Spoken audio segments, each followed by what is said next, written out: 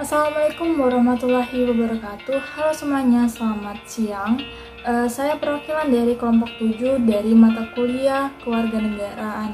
Nah, adapun anggota saya dengan saya sendiri, Kurnia Zaratul Aini dengan NIM 2105020012. Perkenalkan, nama saya Nugra Perkasa dengan NIM 2105020037. Assalamualaikum warahmatullahi wabarakatuh. Perkenalkan, saya Taliana Tantri dengan NIM 2105020020. Perkenalkan, nama saya Freti Esteria dengan NIM 2105020041. Assalamualaikum warahmatullahi wabarakatuh.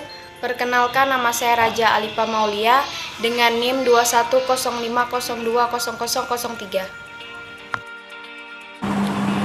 Pendidikan kewarganegaraan menumbuhkan nasionalisme dan patriotisme. Secara teoritis, nasionalisme adalah paham atau ajaran untuk mencintai bangsa dan negara sendiri. Kesadaran keanggotaan dalam suatu bangsa yang secara potensial atau aktual bersama-sama mencapai, mempertahankan, dan mengabadikan identitas, integritas, kemakmuran, dan kekuatan bangsa, yakni semangat kebangsaan. Sedangkan patriotisme adalah sebagai sikap yang berani, pantang menyerah, dan rela berkorban demi bangsa dan negara. Pengorbanan ini dapat berupa pengorbanan harta benda maupun jiwa dan raga. Dengan demikian, patriotisme dapat diartikan sikap rela berkorban untuk membela bangsa dan negara dari gangguan dalam negeri maupun gangguan dari luar. Nasionalisme dan patriotisme pada saat ini tidak lagi harus ikut angkat senjata dan bela negara, tetapi dapat diwujudkan dalam bentuk yang lain, seperti mengharumkan nama bangsa dengan berprestasi dalam bidang olahraga, seni budaya, penguasaan ilmu pengetahuan, dan sebagainya. Khususnya kepada mahasiswa, hendaklah menjadi mahasiswa yang punya prestasi akademik dan juga punya prestasi dalam kegiatan-kegiatan di kampus. Artinya, mahasiswa mesti mempunyai kecerdasan moral dan intelektual dan juga mempunyai kecakapan dan kearifan dalam bersikap dan bertindak. Sehingga mahasiswa sebagai agent of change, social of control, dan moral force bukan sebagai slogan saja. Membangkitkan rasa nasionalisme dengan menghargai keragaman. Di Republik Indonesia kita ini tidak mengenal adanya perbedaan etnis. Siapakah dia dan dari rumpun manakah dia berasal? Yang jelas itulah Indonesia yang melalui Kongres Pemuda tahun 1928 di Jakarta diikat dengan semangat Sumpah Pemuda. Bertanah air yang satu, tanah air Indonesia, berbangsa yang satu, bangsa Indonesia, dan berbahasa yang satu, bahasa Indonesia. Berangkat dari hal itu semua, marilah kita selalu berpegang kepada semangat Bhinneka Tunggal Ika. Hilangkan pikiran-pikiran baru yang rusak dan tidak bertanggung jawab atas upaya untuk melakukan suatu pergeseran. Makna rasa kebersamaan dalam kerangka negara kesatuan Republik Indonesia. Semua harus sadar bahwa ketika hak asasi seseorang yang lahir dan berasal usul dari wilayah negeri yang terbentang dari Sabang hingga Merauke ini juga memiliki hak dan kewajiban serta tanggung jawab yang sama atas bangsa dan negaranya. Oleh karena perlunya kita menghargai keberagaman. Di sebuah keberagaman yang seperti yang dimaksud di atas, maka pada akhirnya nanti masyarakat sebagai pemegang kedaulatan tertinggi benar-benar akan menikmati pesta demokrasi ini secara langsung, umum, bebas, rahasia, serta jujur dan adil, sesuai dengan yang diamanatkan dalam Undang-Undang Dasar 1945 dan Pancasila. Pengaruh globalisasi terhadap nilai nasionalisme di kalangan generasi muda. Arus globalisasi begitu cepat masuk ke dalam masyarakat, terutama di kalangan muda. Pengaruh globalisasi terhadap anak muda juga begitu kuat. Pengaruh globalisasi tersebut membuat banyak anak muda kita kehilangan kepribadian diri terhadap bangsa Indonesia. Hal ini ditunjukkan dengan gejala-gejala yang muncul dalam kehidupan sehari-hari anak muda sekarang. Dilihat dari sikap, banyak anak muda yang tingkah lakunya tidak kenal sopan, santun, dan cenderung cuek, tidak ada rasa peduli terhadap lingkungan atau orang tua. Karena globalisasi menganut kebebasan dan keterbukaan sehingga mereka bertindak sesuka hati mereka. Contohnya adanya geng motor anak muda yang melakukan tindakan kekerasan yang mengganggu ketentraman dan kenyamanan masyarakat. Jika pengaruh-pengaruh di atas dibiarkan, maka moral generasi bangsa menjadi rusak dan akan timbul tindakan anarkis antara golongan muda. Hubungannya dengan nilai nasionalisme akan berkurang karena tidak ada rasa cinta terhadap budaya bangsa sendiri dan rasa peduli terhadap masyarakat. Pengaruh globalisasi terhadap nilai-nilai nasionalisme di era globalisasi. Kehadiran globalisasi tentunya membawa pengaruh bagi kehidupan suatu bangsa termasuk Indonesia. Pengaruh tersebut meliputi dua sisi, yakni pengaruh positif dan pengaruh negatif. Yang pertama, pengaruh positif. Dilihat dari globalisasi politik, pemerintahan dijalankan secara terbuka dan demokratis. karena pemerintahan merupakan bagian dari suatu negara. Jika pemerintahan dijalankan secara jujur, bersih dan dinamis, tentunya akan mendapatkan tanggapan positif dari rakyat. Tanggapan positif tersebut berupa rasa nasionalisme terhadap negara menjadi meningkat. Dari aspek globalisasi ekonomi, terbukanya pasar internasional meningkatkan kesempatan kerja dan meningkatkan devisa negara.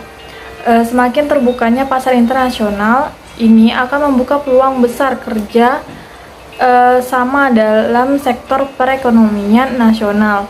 Dengan adanya hal tersebut akan semakin meningkatkan kehidupan ekonomi bangsa guna kehidupan nasional bangsa dan negara.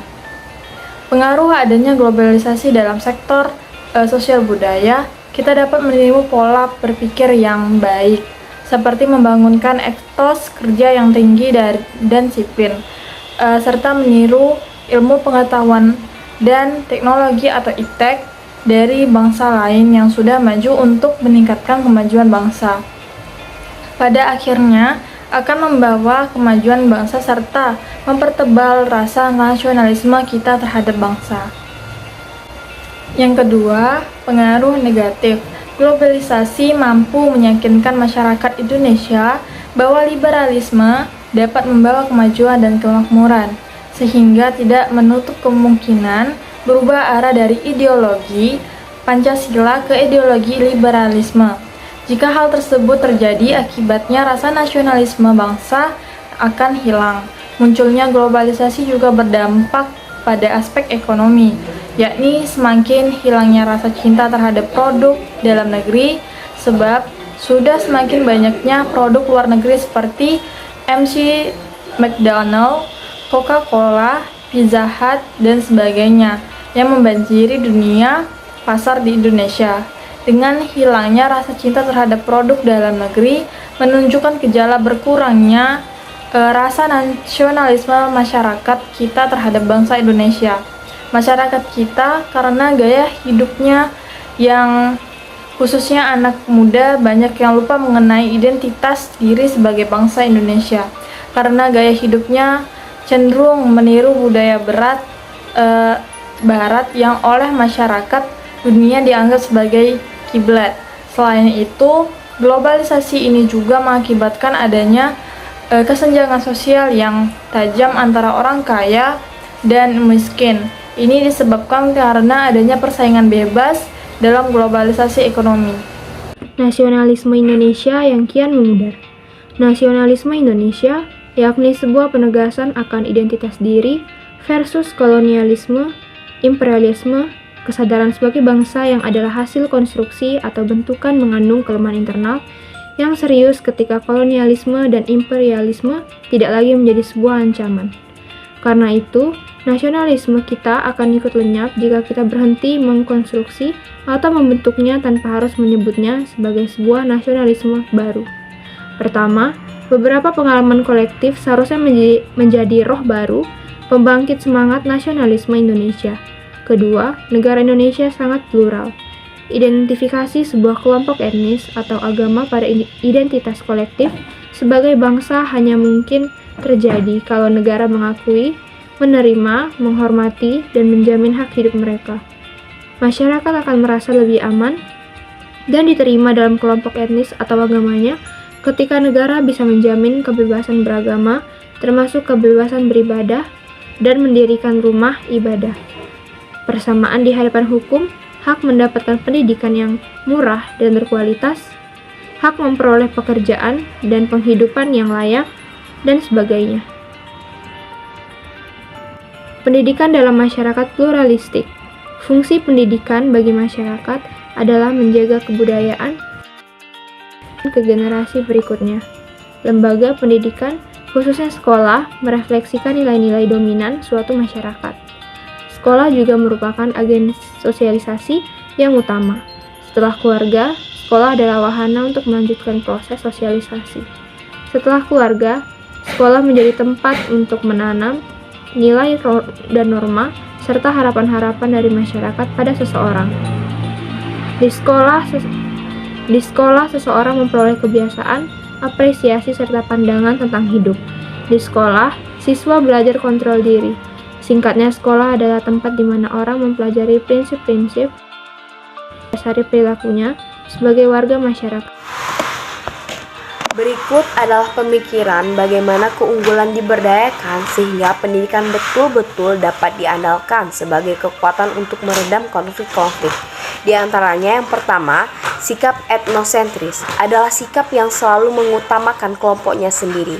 Sikap ini sering melahirkan sikap-sikap seperti prasangka, curiga, stereotip antar kelompok. Generasi muda harus dididik untuk saling memahami, saling mengerti, dan mau berdialog, serta diciptakannya kesempatan dan suasana untuk bergaul secara terbuka dan dengan siapa saja. Pergaulan lintas agama, suku, dan status hendaknya dibangun dan dikembangkan. Yang kedua, interaksi dalam masyarakat majemuk sering diwarnai oleh pola yang partikularis. Sikap partikularis adalah sikap orang yang selalu memperhatikan dan mengutamakan orang-orang yang mempunyai hubungan partikular atau hubungan khusus dengannya. Pergaulannya terbatas pada orang yang mempunyai hubungan khusus, yaitu orang yang beragama sama, suku sama, atau berasal dari daerah yang sama. Dengan pendidikan yang tepat, lembaga pendidikan diharapkan dapat mengembangkan sikap universal. Para peserta didik harus dibiasakan bergaul dengan siapa saja di luar dari kelompok partikularnya. Yang ketiga, sikap eksklusif, yaitu sikap yang memisahkan diri dari orang lain atau dari kelompok-kelompok lain. Sikap ini juga cenderung membuat seseorang menjauhkan diri dari orang lain atau tidak mengambil bagian dalam kegiatan yang melibatkan kelompok lain.